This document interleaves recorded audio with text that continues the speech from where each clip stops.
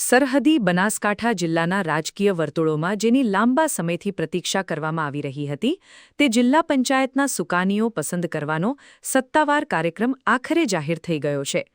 વિકાસ commissioner દ્વારા જાહેર કરવામાં આવેલા અધિકૃત શેડ્યુલ મુજબ આગામી 22 મે 2026ના રોજ ઉમેદવારી ફોર્મ સ્વીકારવાની, ભરાયેલા ફોર્મની ઝીણવટભરી ચકાસણી કરવાની તેમજ ફોર્મ પરત ખેંચવાની વહીવટી પ્રક્રિયા હાથ ધરવામાં આવશે.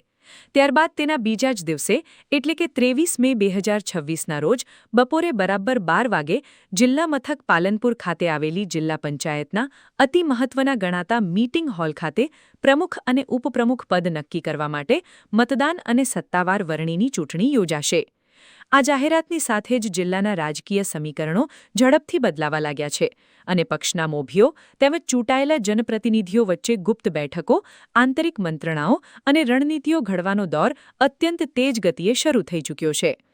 અત્રે ઉલ્લેખનીય છે કે બનાસકાંઠા જિલ્લા પંચાયતના ઇતિહાસમાં લગભગ 30 વર્ષના લાંબા અંતરાલ બાદ ભારતીય જનતા પાર્ટીએ ભવ્ય બહુમતી સાથે સત્તાના સૂત્રો પોતાના હસ્તક કર્યા છે, જેના કારણે આ વખતે પ્રમુખ અને ઉપપ્રમુખની પસંદગી ભાજપ માટે રાજકીય અને સામાજિક રીતે અત્યંત મહત્વપૂર્ણ માનવામાં આવી રહી છે. આગામી 5 વર્ષ સુધી બનાસકાંઠા જિલ્લાના વિકાસનું સુકાન અને વહીવટ જેમના હાથમાં સોંપવાનો છે તે નેતૃત્વ માટે સંગઠનમાં પકડ ધરાવતા યોગ્ય ચહેરાની શોધ ચાલી રહી છે. રાજકીય વિશ્લેષકોનું માનીએ તો આગામી સમયમાં આવનારી ગુજરાત વિધાનસભાની સામાન્ય ચૂંટણીઓને ધ્યાનમાં રાખીને ભાજપ હાઈકમાન્ડ જ્ઞાતિવેદ સામાજિક સમીકરણો, પ્રાદેશિક સંતુલન અને પક્ષ પ્રત્યેની વર્ષો જૂની વફાદારી જેવા પાયાના મુદ્દાઓને ધ્યાનમાં રાખીને જ આખરી મોહર મારશે.